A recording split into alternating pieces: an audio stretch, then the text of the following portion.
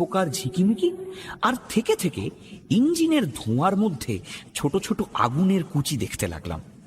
ক্রমে সে সব আবছা হয়ে এলো।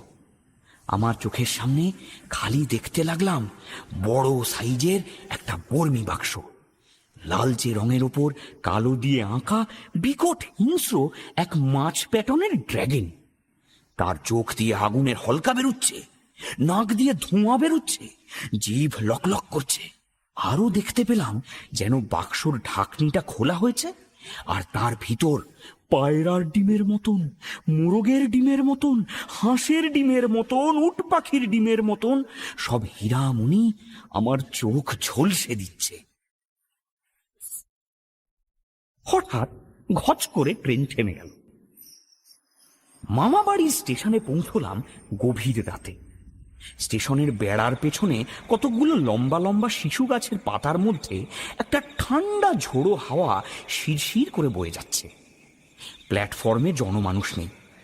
ছোট্ট স্টেশন বাড়ির কাঠের দরজার কাছে স্টেশন মাস্টার একটা কালো শেড লাগানো লণ্ঠন নিয়ে হাই তুলছেন। পান খেয়েছেন অজস্র, আর বহুদিনের দাড়ি কামাননি। একটা গাড়ি নেই, ঘোড়া নেই, গরুর গাড়ি দূরের কথা, একটা বিড়াল পর্যন্ত কোথাও নেই। আমি পাঁচু মামার দিকে তাকালাম। পাঁচু মামাও ফ্যাকাশে মুখ করে আমার দিকে তাকিয়ে রইল।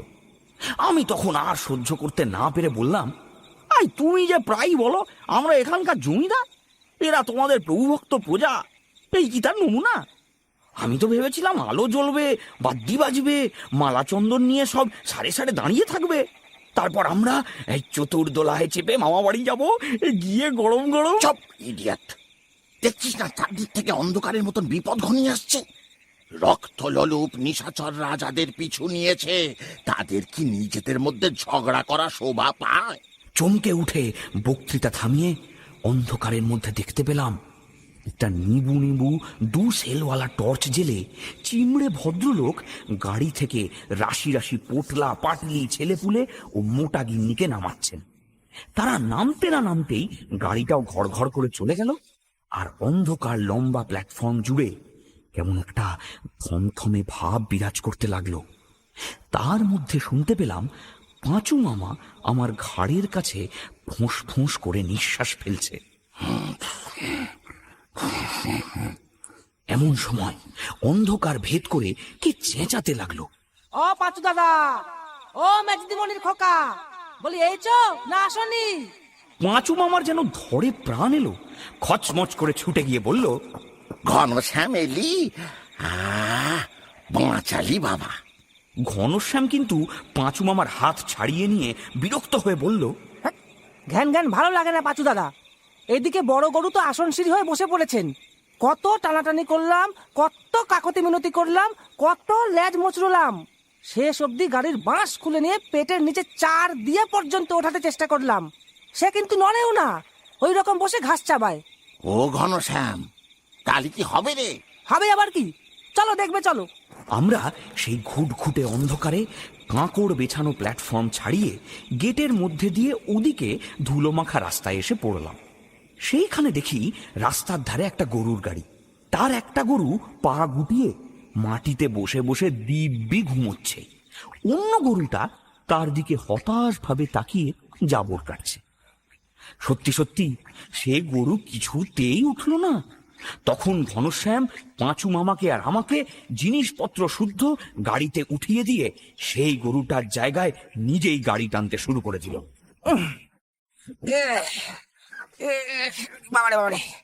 গাড়ি অমনি চলতে লাগলো। স্টেশন ছাড়িয়েই ডান হাতে পুরনো গোরস্থান।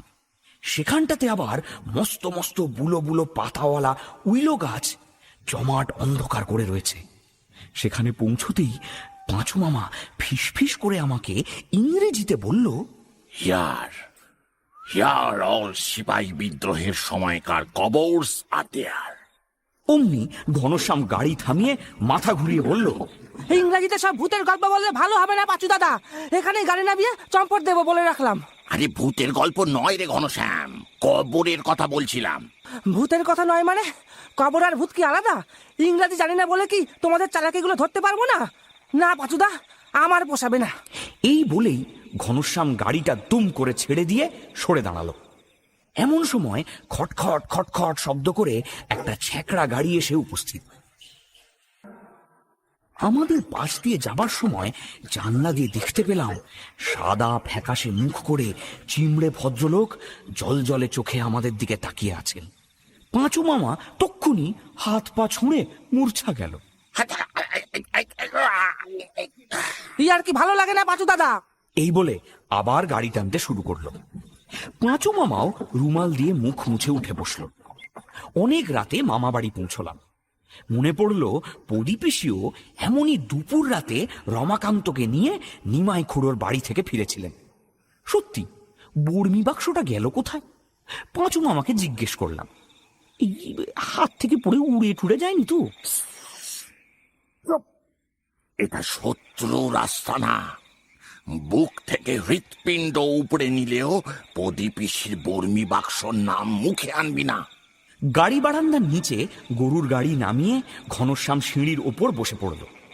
ঘরের মধ্যে থেকে পেঁচা, ফিঙে, নটবর, খেন্তি, পেঁচি ইত্যাদিরা সব বেরিয়ে এলো মজা দেখবার জন্য। কিন্তু গাড়ি থেকে লটবহর নামাতে কেউ সাহায্যও করলো না। পাঁচু মামাও নেমেই কোথায় জানি চলে গেল। শেষ অবধি আমি মনে মনে ভারী রাগ করে জিনিসপত্র দুমদাম করে মাটিতে ফেলতে লাগলাম। মামাটা যে কোথায় গেল? আশ্চর্য! সেই দুমদাম শুনে দিদিমা বেরিয়ে এসে আমাকে চুমুটুমু খেয়ে একাকার। কতদিন পর। ও বাবা, কত বড় হয়ে গেছিস। চল চল চল। দিদিমা আমাকে সেজো দাদামশাইয়ের কাছে নিয়ে গেলেন। দেখলাম সেজো দাদামশাই ইয়া শিং বাঙানো গোপ, হিংস্র চোখ, দিব্যি টেরিকাটা চুল নিয়ে ইজি চেয়ারে বালাপোষ গায়ে দিয়ে শুয়ে আছেন। বুকের ভিতর ধক করে টের পেলাম শত্রু নাম্বার 1। সেজো দাদামশাইকে প্রণাম করতেই একটু মুচকি হেসে আমাকে মাথা থেকে পা অবধি দেখে নিয়ে বললেন, ভীষণ রাগ হলো। রেগে মেগে দিদিমার সঙ্গে খাবার ঘরে গিয়ে আমার দাদামশাই যে বড় পিঁড়িতে বসতেন তাতে আসন হয়ে বসে লুচি, বেগুন ভাজা, ছোলার ডাল, ফুলকপির ডালনা, চিংড়ি মাছের মালাইকারি, চালতার অম্বল, রসগোল্লার পায়েস এক নিঃশেষে সমস্ত রাশি রাশি পরিমাণে খেয়ে ফেললাম।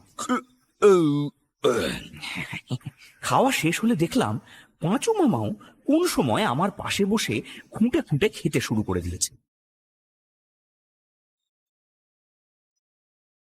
দু একবার তাকালাম, পাঁচু মামার ভাবখানা যেন আমায় চেনেই না। তখন আমার ভারী দুঃখ হলো। পাঁচু মামাও অন্যদিকে মুখ ফিরিয়ে নিল, কিন্তু হাত ধোবার সময় কানের কাছে মুখ এনে ফিস ফিস করে বলল, দুজনে বেশি ভাব দেখালে মতলব ফেঁসে যাবে। Old lady number 1 spy. আমি একটু আপত্তি করতে গেলাম, কারণ দিদিমাকে আমার ভালোই লাগছিল। পাঁচু মামা বলল, আমার খুঁড়ি আমি চিনি না। পুরনো কাঠের সিঁড়ি বেয়ে হাতে মোমবাতি নিয়ে দিদিমার সঙ্গে সঙ্গে দোতলায় বিশাল এক শোবার ঘরে শুতে গেলাম। কত রকম কারুকার্য করা ভীষণ প্রকাণ্ড আর ভীষণ উঁচু এক খাটে শুলাম। সেটা এমনই উঁচু যে সত্যিকারের কাঠের সিঁড়ি বেয়ে তাতে উঠলাম। খাটের উপর আবার 2-3টে বিশাল বিশাল পাশবালিশ, আর খাটের নিচে মস্ত মস্ত কাঁসা পেতলের কলসি টলসি কি সব দেখতে পেলাম। দিদিমা একটা রংচঙের জলচৌকির উপর মোমবাতিটা নামিয়ে রেখে আমাকে বেশ ভালো করে ঢাকা দিয়ে মুখে মাথায় হাত বুলিয়ে দিয়ে বললেন, আজ টপ করে ঘুমিয়ে পড়তো মানে আমি খেয়ে এসে তোর পাশে শোবো। হ্যাঁ, কাল তোকে প্রদীপিসির বর্মি বাক্সর গল্প বলবো। হ্যাঁ, একা শুয়ে থাকতে ভয় পাবি না তো? প্রদীপিসির নাম শুনে আমার বুক ঢিপ ঢিপ করতে লাগলো। মুখে বললাম, আলোটা রেখে যাও, তাহলে ভয় পাবো না। দিদিমা আদর করে চলে গেলেন। পাঁচু মামা কেন বলল স্পাই নাম্বার 1?